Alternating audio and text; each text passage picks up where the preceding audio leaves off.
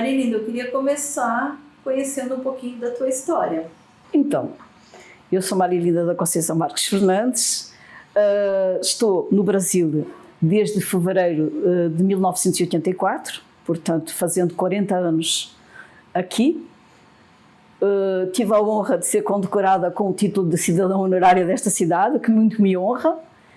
E antes de vir para o Brasil, eu nasci em Lisboa, né? Estudei até o liceu, no Liceu do Eiras, e depois fui para Coimbra fazer Direito. Nessa altura, 1973, o movimento estudantil já estava mais ou menos organizado, havia bastante resistência, era muito difícil o nosso trabalho de militância, a PIDE era muito presente, né? Vivíamos tempos de organização, mas muito difícil, muitas vezes tínhamos que abortar as reuniões, porque, enfim, havia muitos infiltrados no movimento estudantil.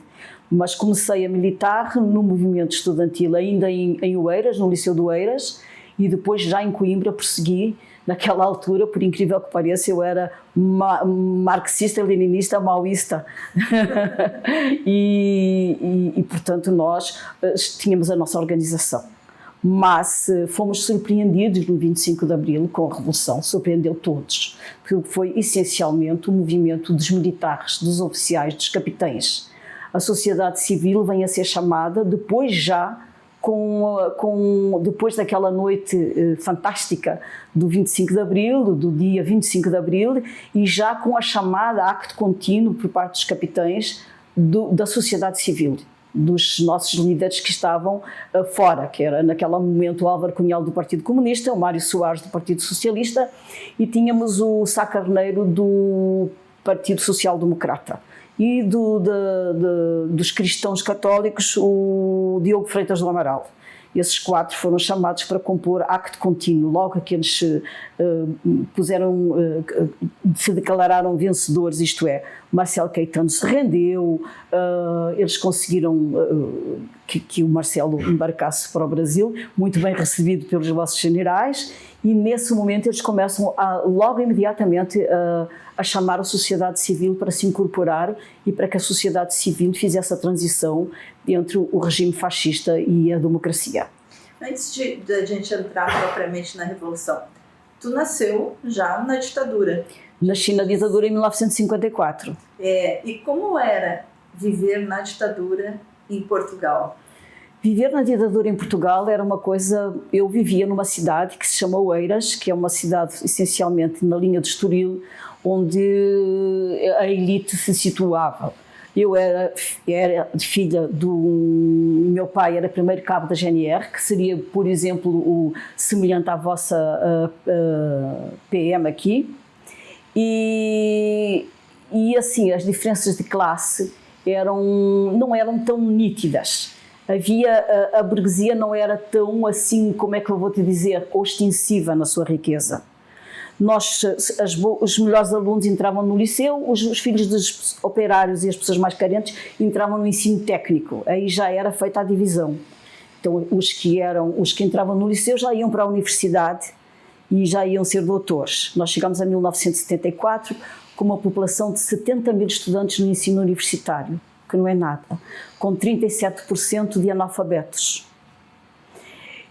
Eu notava essencialmente a miséria, a pobreza que ia por Portugal quando eu ia para a minha aldeia no norte, onde meu pai nasceu. Aí nessas aldeias do norte, a minha chama-se Vila Chã e fica no concelho de Ponte de Lima, acima do Porto. As crianças não tinham sapatos, andavam descalças. Os homens tinham que emigrar para a França. Os rapazes que não queriam para a tropa tinham que fugir, porque senão tinha toda uma possibilidade de morrerem.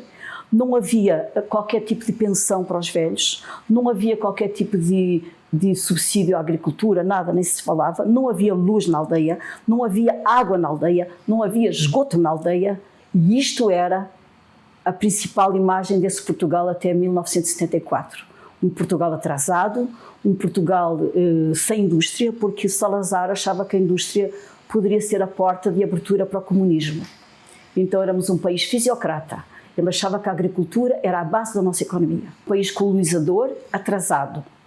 Um país colonizador, mas que era o que sempre foi, a longa manos da Inglaterra. O acordo mais antigo da história do Ocidente é entre Portugal e Inglaterra desde 1314, quando Dom João I, o pai do infante Dom Henrique, que vai ensejar as navegações, casa com Dona Filipa de Lencastre. E aí eles fazem um acordo. E esse acordo vigora até hoje. E quem dita a política externa portuguesa é a Inglaterra. E a Inglaterra se prevaleceu muito do vosso ouro de Minas Gerais. Talvez o grande alavancador da globalização da economia, o que deu suporte a isso, chama-se Brasil, chama-se Minas Gerais, com as toneladas e toneladas de ouro que os portugueses transportaram e repassaram para os ingleses. Então, nunca Portugal se aproveitou, assim, nunca quer dizer, mas de uma forma pelas beiradas, do seu império. Sempre foi uma longa manos dos ingleses e repassava tudo o que ele pilhava pela África, pelo Brasil, para os ingleses. Alavancou, então, a globalização, o capitalismo que temos aí, muito em parte. E se dedicava a construir igrejas. Era um pequeno país, como é até hoje, completamente enfeudado pela igreja, e que o dinheiro que tinha, ele construía igrejas. Tu sabes que ali no Chiado, ali em Lisboa, o Guilherme conhece, temos 3 igrejas juntas, lembras-te ali? Tem a brasileira, o Café Brasileiro com o Fernando Pessoa, e depois em torno dele tem 3 enormes igrejas, com aquelas arquitetura barroca e tudo mais. Então nós tínhamos esse país que chega a 74, religiosíssimo, servindo inclusive da ignorância do povo e servindo também dessa religiosidade acentuada, criando a aparição de Nossa Senhora de Fátima para os pastorinhos em Fátima. Por quê? Porque ao criar essas aparições, ele, de certo modo, no universo onírico do Salazar e da Igreja do Cardeal Cerejeira, aquilo era uma forma de se contrapor ao comunismo de 17, tanto mais que é pouco depois, de 17, que surgem os pastorinhos, coitadinhos, imaginam os ignorantes que não sabiam ler nem escrever, viram Nossa Senhora aparecer para eles. E aí galvaniza a sociedade portuguesa de grande milagre de Fátima. Então o povo era dominado pela polícia política, pela religiosidade e pela ignorância. Até 1974 nós tivemos uma repressão sem tamanho. Por exemplo, para os jovens, meus colegas que eram rapazes, que estavam no movimento estudantil, quando eles eram visados e eram presos, eles eram imediatamente enviados para a África, para o fronte de guerra. E por isso, com esse envio deles, uns, passado poucos meses lá no fronte de guerra, passavam para o lado do inimigo, entre aspas, inimigo. Passavam para o lado das lideranças e dos movimentos que levavam a cabo a luta de independência. E outros começaram a se organizar os tais de capitães que vai desembocar no 25 de Abril, porque eles na verdade, deram muito ensejo ao que aconteceu com a Revolução dos Cravos, porque muitos daqueles capitães eram capitães milicianos, eram oficiais milicianos, e era muito bom articular em África, porque lá a PIDE não estava tão presente, eles estavam no meio da selva, e se reuniam na selva e começaram a articular um movimento, inclusive, lá longe dos olhares e da vigilância da PIDE. Portanto, tivemos esses jovens que eram castigados com a ida para a África, tivemos muitos jovens e muitas lideranças sindicais, de trabalhadores e de camponeses que eram enviados para Tarrafal, no Cabo Verde, que ali era como que um campo de morte, tu ia para lá, tu não sabias se voltava, era fome, fome, fome. E muitos também iam para a prisão de Caxias, para a prisão de Peniche, e lá ficavam. Tirando assim, episódios interessantes, assim, tirando a fuga histórica do Álvaro Cunhal da prisão de Peniche, né, que os soviéticos, ele muito alinhado, o Partido Comunista até hoje é alinhado com a Rússia, resolveram tirá-lo da prisão e embanaram até um submarino que entrou nas águas da NATO e ele saiu num barquinho, né? Os guardas que cooptaram um guarda ou dois e saíram os dois com o Álvaro Cunhal e depois estava o submarino ao largo à espera para levar o Álvaro Cunhal para Moscovo. Então tinha assim essas ironias que punha a ridículo a nossa ditadura. Essa foi ótima, né?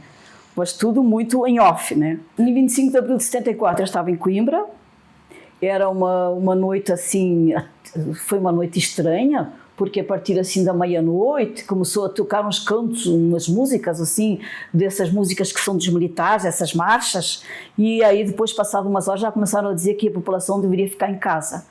Mas nós, como eram militares, a minha célula estava aterrorizada, já não sabia se era para piorar, se era para melhorar a nossa vida, porque eles não fizeram nenhuma articulação com a sociedade civil. Os militares fizeram o movimento sós, dentro deles. O Hotel Saraiva de Carvalho, a partir da unidade da Pontinha, dos comandos, ele comandando, e o Salgueiro Maia descendo de Santarém para Lisboa. Inclusive, muito engraçado, que eu estava lendo até um depoimento do chofer do Salgueiro Maia, Francisco, que disseram para ele, e o Salgueiro Maia disse: venha aqui, homem, no jipe. E aí lá foi ele no jipe com um outro oficial atrás, e isso está no filme da Maria Medeiros, Os Capitães de Abril, que ele chega ali na Avenida da Liberdade e a sinaleira está vermelha. E isto já estão quase a chegar para o Terreiro do Paço para tomar o poder. E aí ele para, o motorista parou. Aí o Salgueiro Maia, que vinha entretido com as comunicações: homem, o que é que você está fazendo? Eu disse: meu capitão, eu estou parando, pois a sinaleira aqui está vermelha. Não é anedota, é mesmo real. O homem diz: eu nem sabia o que estava ali fazendo, né? E foi tudo muito hermético, muito da cúpula dos capitães. E por que o cravo vermelho? O Cravo Vermelho, hoje publiquei até na minha página a história. Ia fazer a inauguração de um restaurante que era um tal de Franjinhas, o restaurante. Ele ia fazer 1 ano. E o dono do restaurante tinha pedido um monte de cravos para comemorar e para dar aos clientes durante aquele dia, para celebrar a abertura de 1 ano de abertura do restaurante. E aí ele viu que aquele desatino que estava ali em Lisboa, no Terreiro de Paço e tudo mais, disse para a mulher: olha, vai embora e leva essas flores. Aí ela ia com aquele ramo de flores embora, e veio um rapaz, um soldado, e disse para ela se ela tinha um cigarro. Ela disse: um cigarro eu não tenho, mas tenho um cravo. E começou a pôr, e aí ela pôs o cravo na espingarda do soldado e começou a subir o chiado. E aí começou a distribuir os cravos e a pôr nas espingardas. Essa é a história dos cravos. Mas tu perguntavas, então, em Coimbra era isso. Eu te digo assim, tivemos alguns incidentes antes do 25 de Abril, mas como te digo, era sempre tudo muito insípido. Mas algumas correrias, escada abaixo, porque tem o nome do escadório, quando se desce lá do alto da cidade. Qualquer coisa que a gente fizesse, qualquer manifestação, qualquer resistência, nós já vinha ao choque, já ficavam-nos atirando escada abaixo, dando cacetada. Então eram tempos muito difíceis. Eram tempos muito difíceis. Do ponto de vista da organização do movimento estudantil, da sociedade, era o fascismo, era o medo em cada esquina. A Revolução de Abril, né, como ficou conhecida, ela foi, digamos assim, a última revolução, né? Sim. E ela trouxe todo um arcabouço novo para a democracia liberal, né? Uhum. Para a social-democracia na Europa. Como é que tu avalia hoje? Assim, no primeiro momento ela foi, assim, de 25 de abril de 1974 até o 25 de novembro de 1975, nós vivemos verdadeiramente uma revolução. Isto é, nós promovemos a reforma agrária e ela teve lugar. Nós nacionalizamos a banca. Ao nacionalizar a banca, nós nacionalizamos a mídia, porque os jornais estão na mão dos bancos. Nós implementámos muitos projetos de autogestão operária. Nós fizemos verdadeiramente, ensaiámos fazer uma reforma urbana, fizemos um levantamento dos imóveis que estavam sem ocupação, garantimos, os capitães garantiu o exército, tinha o movimento dos soldados unidos, os SUV, venceremos. E os soldados iam e davam proteção às pessoas, e as pessoas ocupavam aquelas casas. Houve um movimento de ocupação de casas vazias muito grande, e foi de facto... apesar de naquele momento já haver resistência do Norte que se contrapunha já a essa autogestão operária, a essa forma de administrar e vivenciar a democracia. Era uma democracia pujante, era o povo na rua, era o povo que mais mandava. E claro que isso logo foi sinalizado por envio de um porta-aviões dos americanos colocado no nosso rio Tejo, com os canhões virados para nós, Carlo Lucci, que tinha estado aqui no vosso golpe, o embaixador, era o embaixador que eles designaram, e aí começa todo o movimento de contra-revolução. Então, assim, do 25 de Abril, aquele período que vai de 74 a novembro de 75, é um período que no universo onírico de todos nós portugueses que vivemos o 25 de Abril é um movimento de explosão, a liberdade, a igualdade, sabes? É galvanizante. A partir do 25 de novembro de 1975, houve um retrocesso nessas conquistas, houve uma negociação, óbvio. Qual é a negociação? As 6 colónias, elas estão, sobretudo, sob a influência da União Soviética, porque quem financiava os movimentos de independência era o Bloco Leste, era a China, era a União Soviética, era o Vietnã, que estava recém-liberto. Então, havia o perigo do comunismo. Então, geopoliticamente, as 6 colónias ficaram para o bloco socialista, e Portugal, há uma grande negociação das cúpulas, inclusive das cúpulas militares e tudo mais, fica na NATO, porque já fazia parte da NATO. E aí começa todo um processo de, como tu dizes, de legitimação de uma social-democracia. Mas, em 1975, antes do 25 de novembro, nós já tínhamos feito a nossa Constituição, que por muito que tenha remendos, ela é uma Constituição socialista e uma Constituição revolucionária. Essa é a nossa Constituição. E não tem o que se lhe diga de social-democrata. É radical a nossa Constituição. Então, isso ficou. Mas essa evolução do pós-25 de Abril, ela tem que ser vista dentro da geopolítica do momento e daquela altura. Após o 25 de novembro.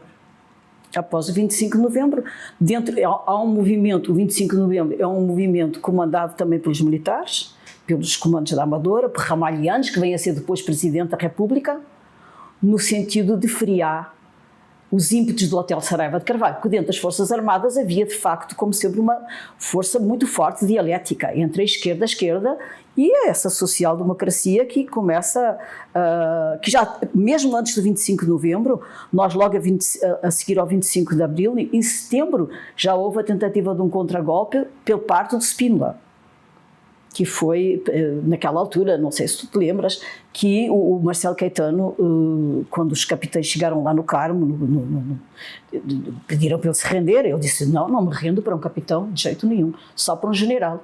Ora, eles nem tinham general nenhum, não tinham ninguém para ser interlocutor, porque eram só capitães. Aí lá entraram em contacto com o Spínola, que tinha feito um livro um pouco antes, chamado Portugal e o Futuro, que tinha-se baseado na Guiné-Bissau, onde ele tinha estado, e ele disse, isto aqui é o nosso Vietnã, nós não temos como ganhar esta guerra. Então aquele livro foi um frisson, assim, no tempo ainda do fascismo, Portugal e o Futuro, imagine-se, né? E ele passou assim uma pecha do indivíduo mais progressista. Quando se necessitou de um general, teve que se ter com ele para ver se ele aceitava ir lá negociar com o Marcelo. Ele aceitou e ficou presidindo o Conselho das Forças Armadas naquela altura. Mas em setembro já tentou um contragolpe para frear a Revolução. É afastado e depois é substituído pelo Costa Gomes, que também é um homem mais progressista do que ele, mas mesmo assim era um general. E portanto há esse freio na Revolução, esses pesos e contrapesos que vai desembocar naquilo que mais tarde, logo a seguir ao 25 de novembro, vai encaminhar Portugal e enquadrar Portugal dentro de sua adesão à União Europeia e já sendo um país da área de influência, não só da NATO, ao qual ele pertence há muitos longos anos, mas também dentro de um contexto de alinhamento social-democrata que faz parte do espaço da União Europeia. Como que a Igreja Católica atuou durante esse período da Revolução? Bem, anteriormente nós não tínhamos liberdade religiosa, tínhamos alguns judeus que viviam lá em Portugal, não tinham liberdade de culto nas suas sinagogas, nem nada. Nós só tínhamos a Igreja Católica como era a única religião possível. A Igreja Católica sempre esteve muito alinhada com o fascismo, era unha e carne, portanto nós tínhamos sempre essa trilogia, Cardeal Cerejeira, António de Oliveira Salazar e Américo Tomás, que era o presidente, Portanto, a Igreja Católica, ela alinhou sempre com o fascismo. Tinha alguns cristãos pelo socialismo, fizeram uma manifestação um pouco antes do 25 de Abril no Largo do Rato, na Igreja do Rato. Fizeram agora até uma memória sobre isso. E alguns deles foram presos e tudo. Mas era inexpressivo o movimento dentro da Igreja dos indivíduos que se posicionavam contra o regime. E como que tu acredita que reverberou no Brasil? Porque em 74 nós ainda estávamos também com a ditadura no Brasil. Né? Tem a famosa música do Chico, Tanto Mar.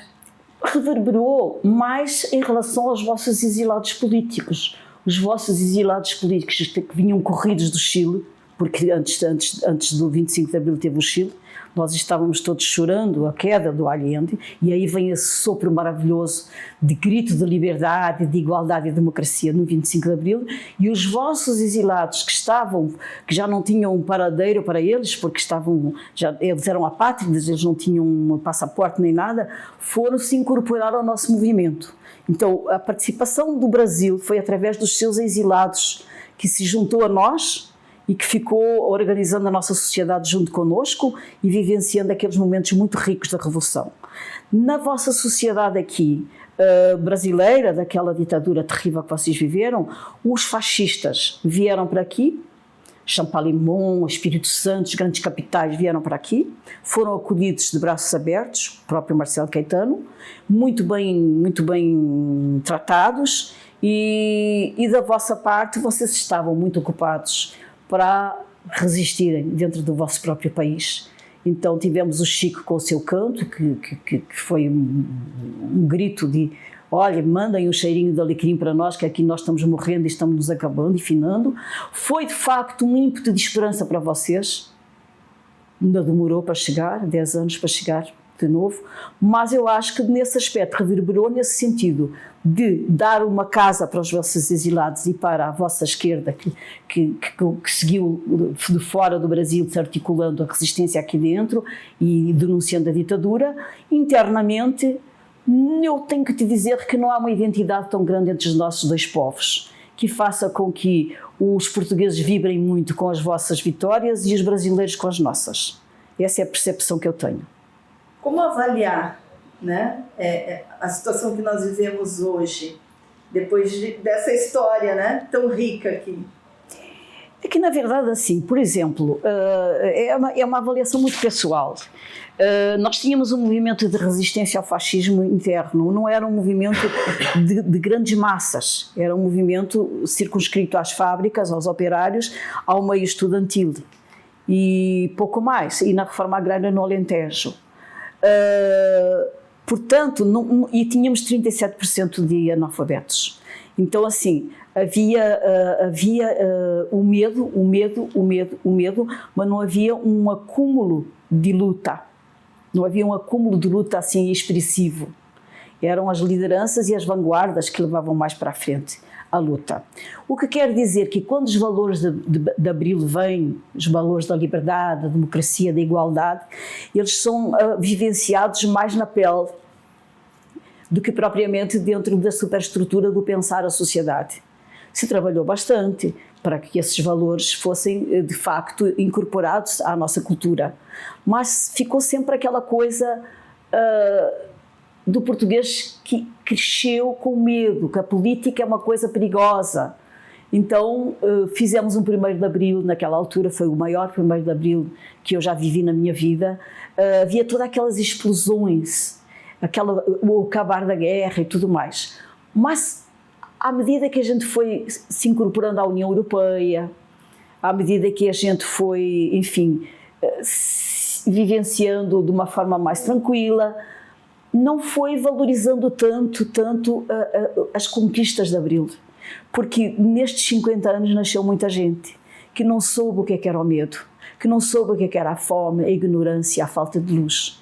Então essa gente começa a crescer sem valorizar de tal modo o 25 de Abril como nós, da minha geração e dos anteriores, valorizamos. De tal modo que foi feito um filme, agora recentemente uma enquete, Perguntavam aos jovens o que é que foi o 25 de Abril, eles nem sabiam. Perguntavam quem era o Hotel Saraiva de Carvalho, eles não faziam ideia. Perguntavam quem era Salgueiro Maia, eles não faziam ideia. Quem era Salazar, eles não faziam ideia. Então, uma juventude alienada desse jeito só pode ser um viveiro para esses populismos que estão desgraçando o mundo, não é só Portugal, mas que acabam por ser um campo fértil, porque é sexy ser da extrema-direita, a maneira como a mídia trata,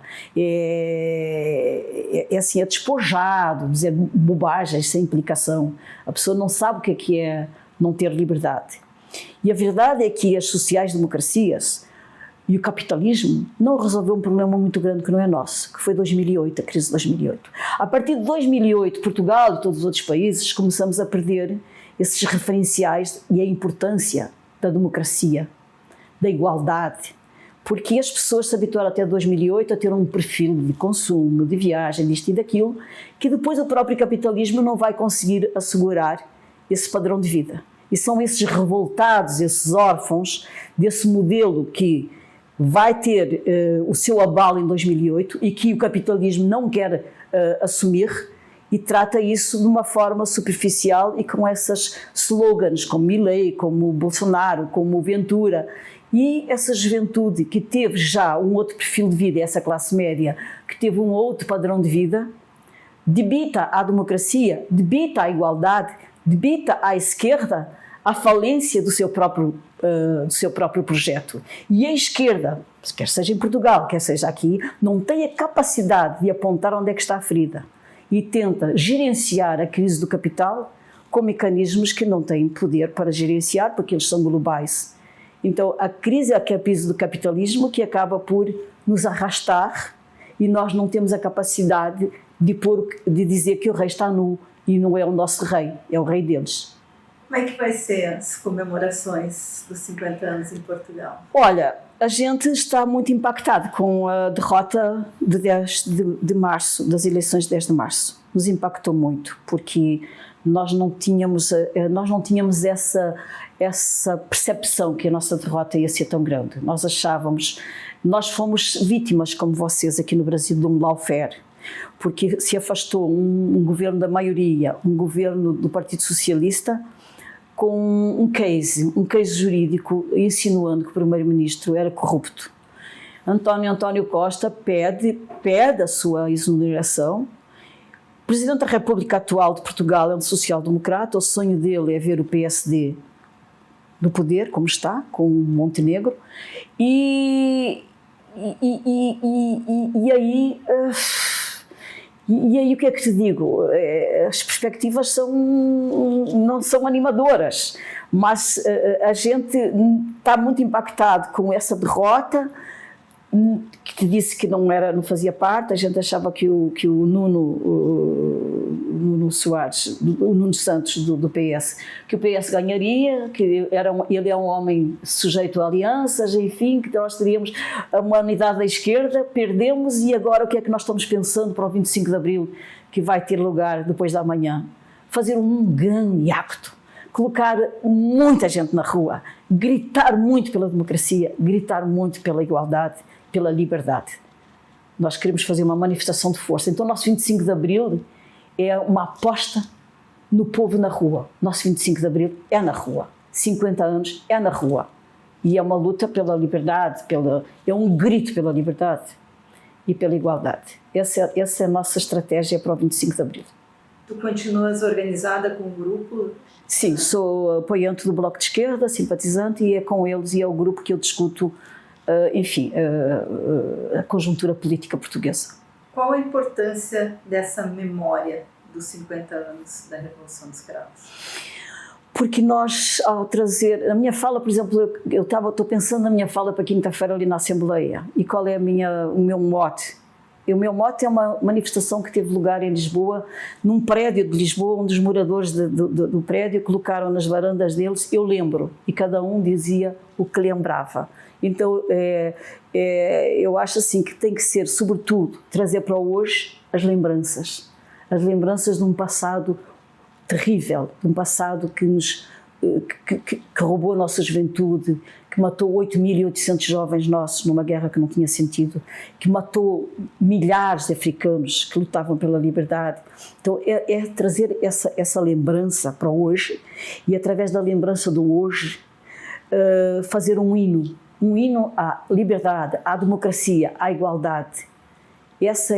Eu acho que esse é o resgate nestes 50 anos. Nós não podemos deixar com que o 25 de Abril, o rio de 25 de Abril, se perca do seu leito e não chegue ao mar. Ele ainda não chegou ao mar, o nosso rio, mas a gente aposta que ele chegará ao mar. E quando chegar ao mar, nós teremos um mar imenso, azul, pleno de liberdade, de igualdade e de justiça. É o que nós, apostamos. Mas sobretudo nessa memória e nessa resistência. E eu acho que a gente da esquerda tem essa capacidade de nunca entregar os pontos. Nós não entregamos os pontos. E o 25 de Abril de 50 anos é, mais uma vez, reiterar esse nosso mantra. Nós não entregamos os pontos. E a liberdade plena e a democracia plena continua sendo a nossa luta do hoje e do amanhã. Nós temos muitos portugueses vivendo fora de Portugal, né? Mesmo aqui no Brasil. Qual a importância desses portugueses também trazer essa memória viva do 25 de Abril? Olha, Kátia, vê-te bem. A comunidade portuguesa que está fora de Portugal, nós temos 35% dos jovens entre os 25 e os 35 anos que estão fora de Portugal porque não têm emprego em Portugal, nem futuro em Portugal. Então, esses que estão fora, esse grupo já de jovens, esses 35% de jovens, acredito que talvez não tenham tanto afeto por 25 de Abril. Isto é, se sentem escorraçados do seu país, dizendo onde vocês nos trouxeram, o que é que vocês fizeram, porque não têm a consciência crítica em relação aos caminhos e aos projetos. Temos outra parte de portugueses, que eram aqueles portugueses que vieram depois da Primeira e da Segunda Guerra, pelo mundo afora, para o Brasil e tudo mais, que têm uma memória ainda de saudosismo até do fascismo. E temos portugueses como eu, que estamos espalhados assim, internacionalistas, que de facto em qualquer parte onde nós estamos, onde estiverem depois da manhã, farão grandes movimentos, o que puderem, para que o espírito do 25 de Abril se espraia pelo mundo. Mas não somos muitos os que estamos fora nesse grupo. A comunidade portuguesa aqui sempre foi muito reacionária, em França também, os imigrantes, porque os imigrantes, como esses jovens, são como que expelidos do seu país. É como os teus aqui, é como os brasileiros aqui, que vão embora e que estão lá, fazendo trabalhos de terceira categoria, se sentem escorraçados do seu próprio país. Aí tu dizes, vamos celebrar a queda da ditadura do Brasil. Vai lá falar para eles se eles querem fazer uma festa. Não, eles não querem, porque eles se sentem órfãos do seu país e acham que o seu país não fez tudo o que tinha que fazer por eles.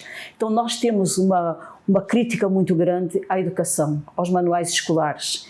Essa é uma das bases de não termos esse pelo mundo afora, quer brasileiros, quer portugueses, defendendo a democracia com essa ênfase, essa vontade, porque não lhes foi passado isso.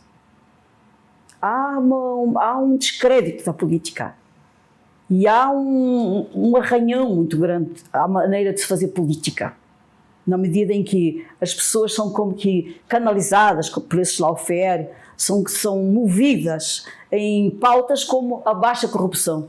Se pode uma coisa mais pobre do que isso? Não tem. Isso é uma coisa vazia. Então, o que eu acho é que pelo mundo afora haverá sim as sementes do 25 de Abril, não serão muitas, mas serão entusiasmadas e apaixonadas nos festejos. Nós vamos ter algumas agendas aqui em Porto Alegre também no 25 de Abril. Sim, e eu estou muito orgulhosa de estar aqui no Rio Grande do Sul, muito orgulhosa de vocês gaúchos, porque vão abrir a Assembleia Legislativa e vão fazer uma sessão solene na Assembleia Legislativa em comemoração aos 50 anos do 25 de Abril. Isso é uma coisa fantástica. Isso aí eu vou ficar eternamente devendo para vocês. Então os gabinetes da Luciana Genro, do Mateus Gomes e do Miguel Rosseto se juntaram e estão promovendo então essa sessão, que vai ser no Salão Júlio de Castilhos, às 6h30 da tarde, enfim, com fado, vai ter algumas falas e com a participação de Lisboa. Morena. E vai ter a participação de Lisboa do Francisco Louçã, líder do Bloco de Esquerda.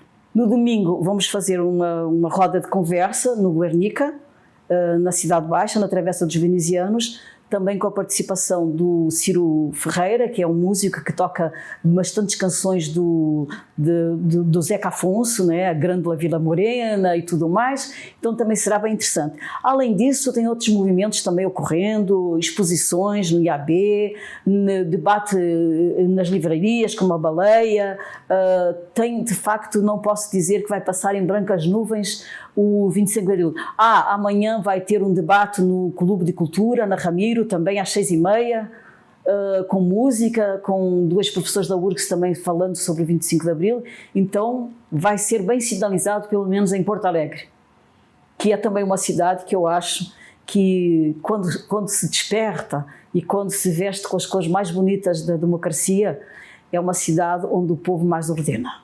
Quando se veste com as cores da democracia e quando se apaixona pela luta. E será que a gente vai se vestir com essas cores novamente? Olha, minha amiga, nunca deixaremos a semente morrer e nunca deixaremos que o rio se desvie do seu leito para o mar. Rio Grande é um pouquinho longe, mas Rio Grande está ali logo. Então o nosso rio, ele é persistente.